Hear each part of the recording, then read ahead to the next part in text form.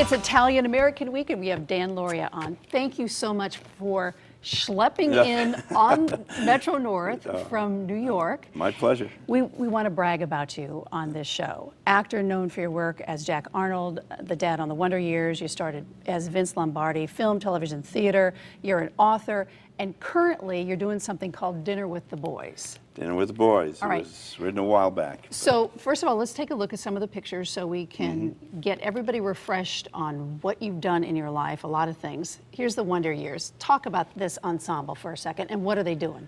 Oh, you know, you always hear these stories about how kids on TV shows are not doing well, and that's not true. About 15% don't do well. On the Wonder Years, Fred Savage is probably the leading director of four-camera sitcom television.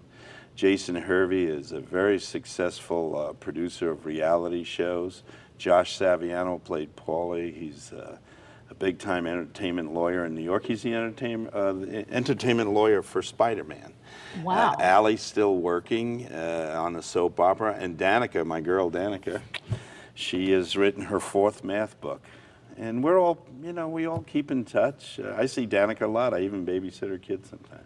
And that's so good to hear. Let's look at Lombardi, and people loved you for this, and you look like him. Tell me about that. Well, that's not play. a compliment, but yeah. Okay. Well, I think it is. I think it is. So tell me about this play and what it meant to you. Well, it was, first of all, most people don't know that I was rejected by all the theater owners. But I had helped Tommy Kail, and Lynn, who are the director and writer of Hamilton, the biggest show in New York.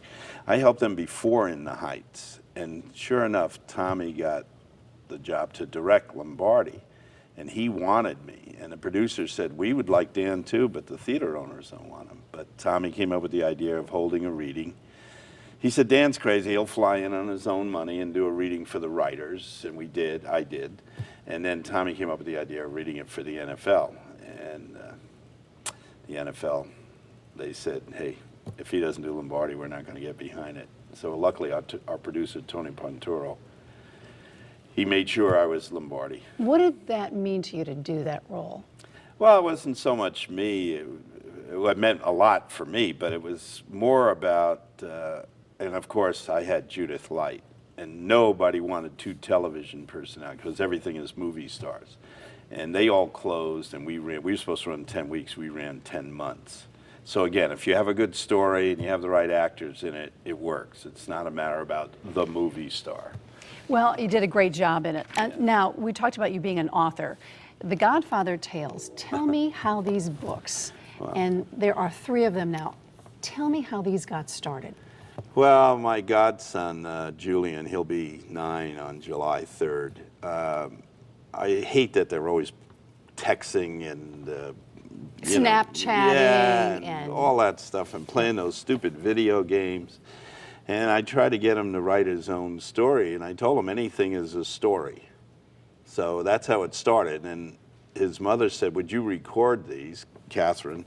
And then I just make up these wild stories, and I try to get him and his friends to create stories.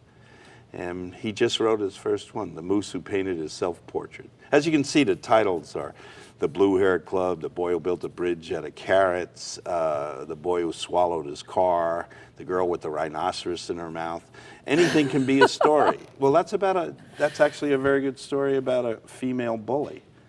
And every time she said a bad word, a rhinoceros comes out of her mouth and would knock over her friends till she was all alone. You have no children of your own, but No. yet you have a godson and you have other kids that you're mentoring. Well, in 1972, I was the National Big Brother of the Year.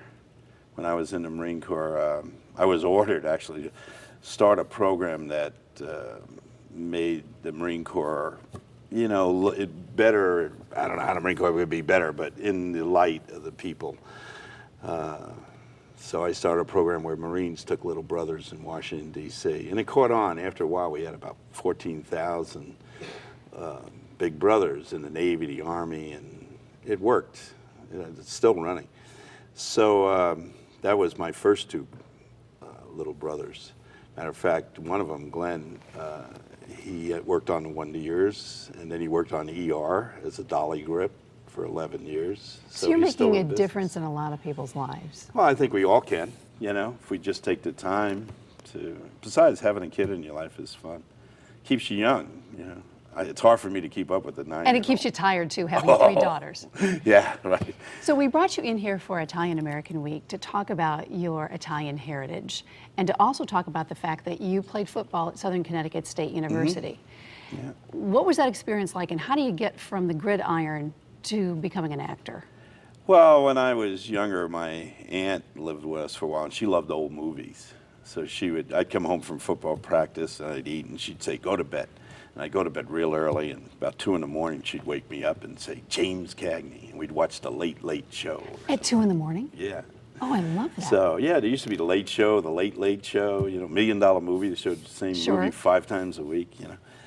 And when I got to college, I literally was telling a joke on a football field before practice, and this old woman came over and tapped on my shoulder pads and said, would you like to be in the play? And I said, you know, I always wanted to try that. And she said, I know. And I said, how would you know? She said, because I'm the greatest acting teacher in the world. And she was Constance Welch, the woman who started the Yale Dramont. So I went over, and she had me audition for a student production of 1,000 Clowns, and I got the part of the older brother. And then she put me in her production of The Tempest. She needed a big, ugly guy to play Caliban, so she said, please. get in there. And you were how old at the time? Well, I was a junior in college. Okay. 20. So you were a handsome guy then. Oh, back then it was. So did you get the bug then? You're playing football, you start acting. Oh yeah, as soon as I did one play, I said I'm either was going to be a football coach or acting. And when I came out of the service, I went back to my hometown. I actually coached football for a while. You're from Lindenhurst? Yeah, Lindenhurst, Long Island. A lot of people at Southern Connecticut were from the island. So I had a chance to go to the University of Iowa for playwriting and being a graduate assistant in football. And I got a feeling if I did that, I would have probably ended up being a football coach. But just before I was ready to go, the University of Connecticut gave me a grant for playwriting.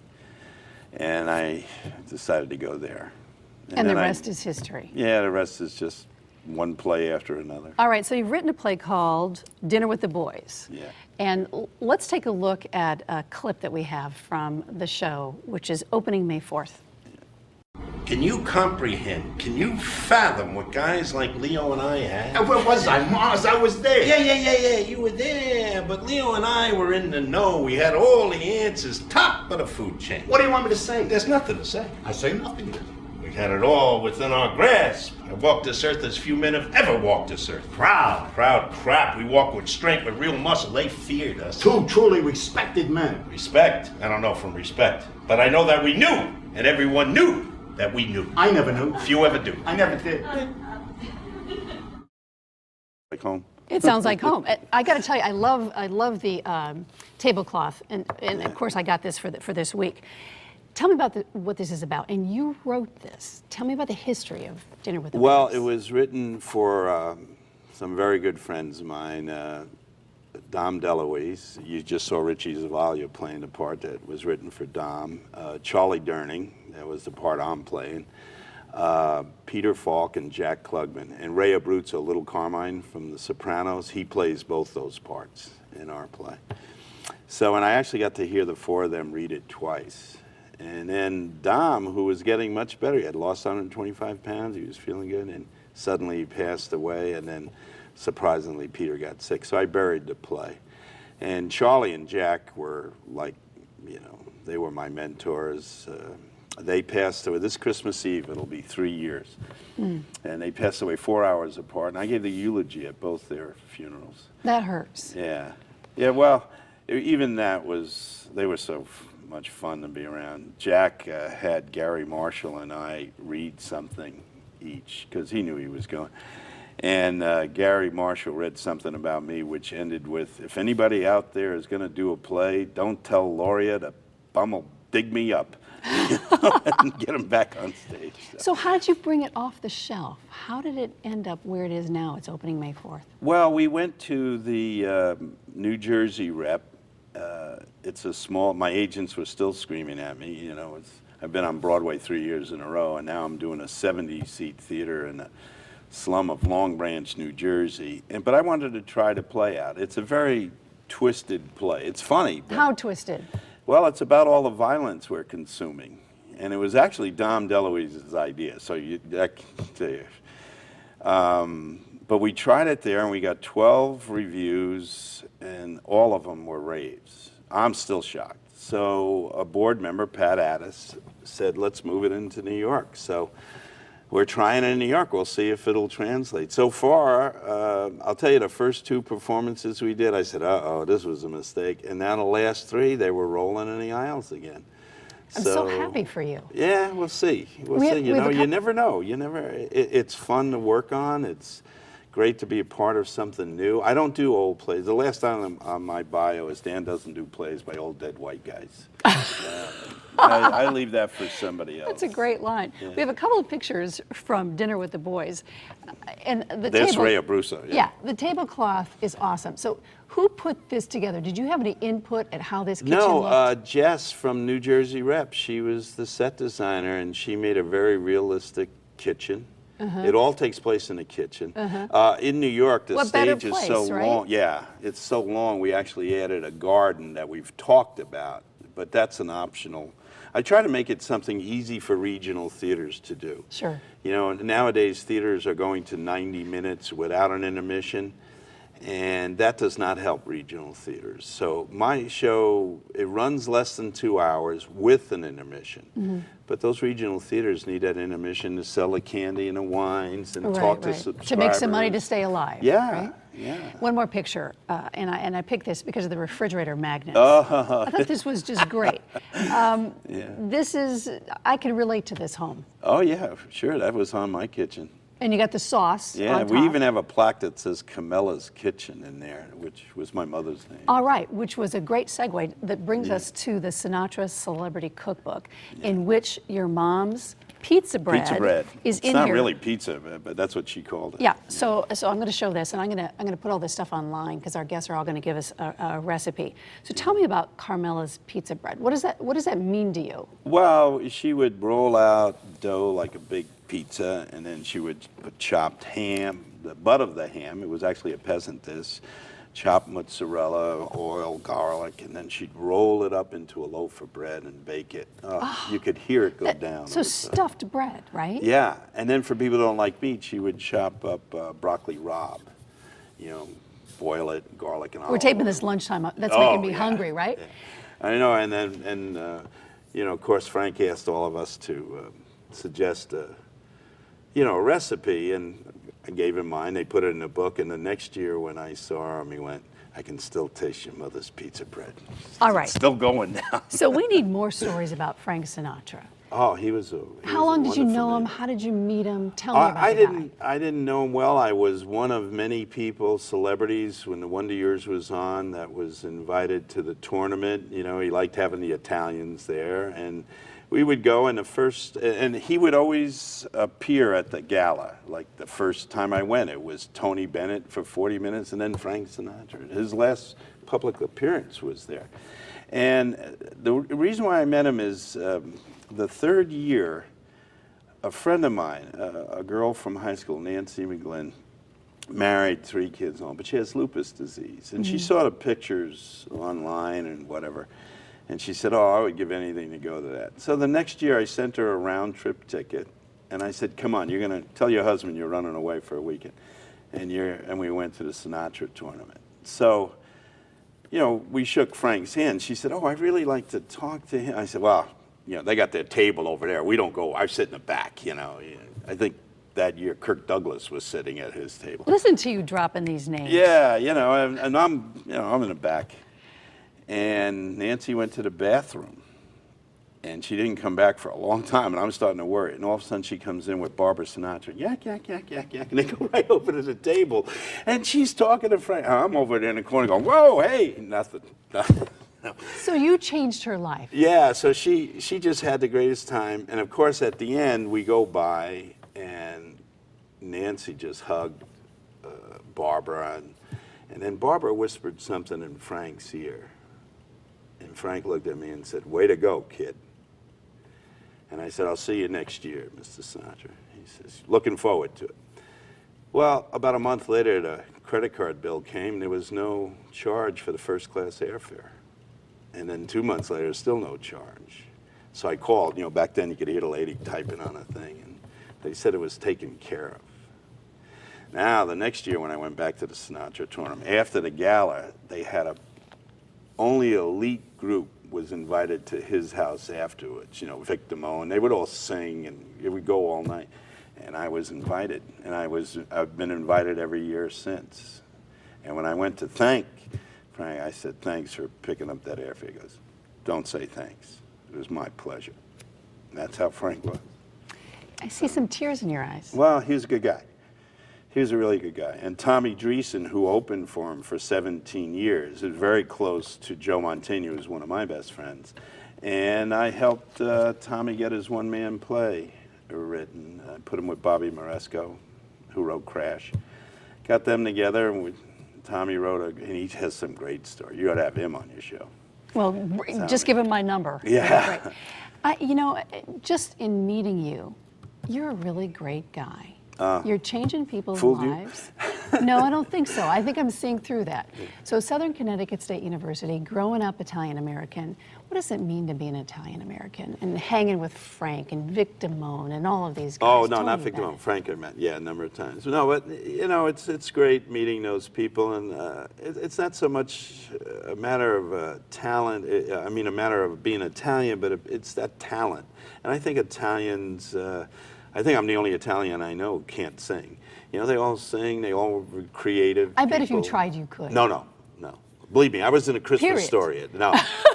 No, I have a Broadway musical to my credit, which pisses off a lot of my friends who can sing, but all the kids would make fun of me when I tried to sing. So that's John Rando, the director, said, you got to come in on an 8 count. I said, count slower. I didn't know what they were doing. You know, I said, see that little girl, when she moves up, I'm coming in. You know. So you've been an actor a long time. You've It's working. well, there you go. And you played football, and you've had a ton of awards and honors through your life. What haven't you done yet? Because you're pretty much doing a lot of stuff. Yeah, but there's always things. I mean, if you had Tom Hanks on here, and you ask him, what would you like to do? Believe me, he'd have 3 or 4 projects that he can't get made. So we all have those things. I would like to play Milton Hershey, you know, and everybody looks at me and says, wait, you're nuts. But I think every entrepreneur should read his biography. You know, he built a city for his workers. He built a hospital for them. He sent his workers' kids through college.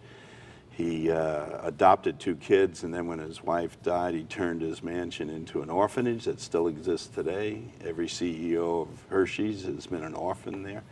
So, and he died as rich as any of his contemporaries, and a lot happier. Sounds like you have more writing to do. Well, we were talking about it. We were trying to get the old Steve Allen show, Meeting of Minds. As a matter of fact, Frank Megna directs Dinner with the Boys. And we recreated the 29 hours that he did. And everybody, you can go online and check on it. You can see Ed Asner was Karl Marx, little typecasting there. And you know, Bruce Davison and Wendy Malick and Charlie Shaughnessy and Gary Cole would do Steve Allen. I think the first one we did was Wendy Malick, Bella Amherst. She was the poetess, and I was Attila the Hun. Gary Cole was Steve Allen. Charlie Shaughnessy was Darwin. And they sit around the table and discuss, because we all felt that this is where education is going. It's, again, storytelling. I mean, there isn't a kid today in class who doesn't think he or she knows more than her teacher. If you ask a kid today, what are the original 13 colonies? They whip open their phone, and they'll look at you and say, you know which one had the highest population? Do you know the capital of all of them? So education has to move into the arts, not away. These politicians who keep cutting the arts have no idea where education's going. Because you can ask a kid about Alexander Hamilton, and you can ask a kid about Martin Luther King, and they can give you all the stuff that's on their phone.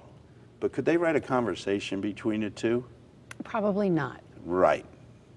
That wouldn't even enter their imagination. So that's where we have to push education. And people like Danica McKellar, who's a genius, Winnie Cooper, she agree with that. Education's got to move into the creative atmosphere, and we're not doing that. So it sounds like you could run for public office too. Well, I don't know about that. You ever thought about it? No, no. You can do more in the private sector. I wouldn't know how to compromise. You know, and I think a good Well, maybe they politician need to does. do more compromising. Maybe they do. I mean, you're a centrist, and I'm not. I'm way, way left. I'm so far left, I'm almost right. So I think we're all here to.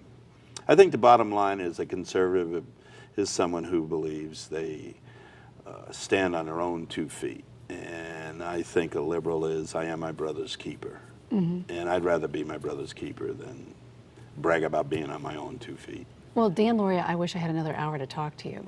Anytime. You're just wonderful to come on and talk about your life and what you're doing and where you're headed and your Italian-American heritage. So Yeah.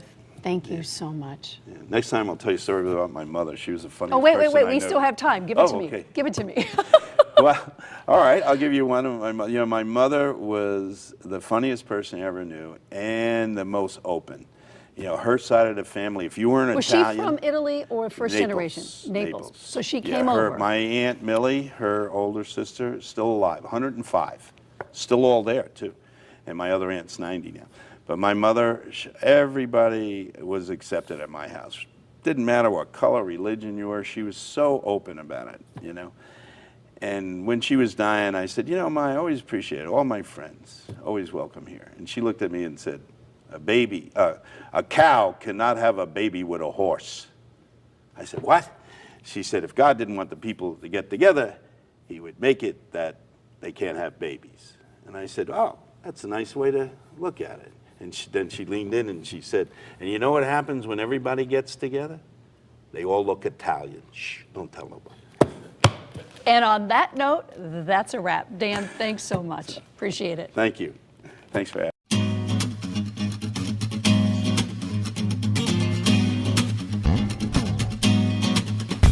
Made a trivial pursuit, spend one this in. Who's this girl? Spend all night kissing, and if Walter's right here, then who else is missing? Got a little sidetracked to find myself wishing to find the keys to the door, but it's also a metaphor. Need to keep locked in the grocery store, but mine just to save time. Skip right ahead to the last ride. The harder we look, the less we can see. Don't you know, that you need me.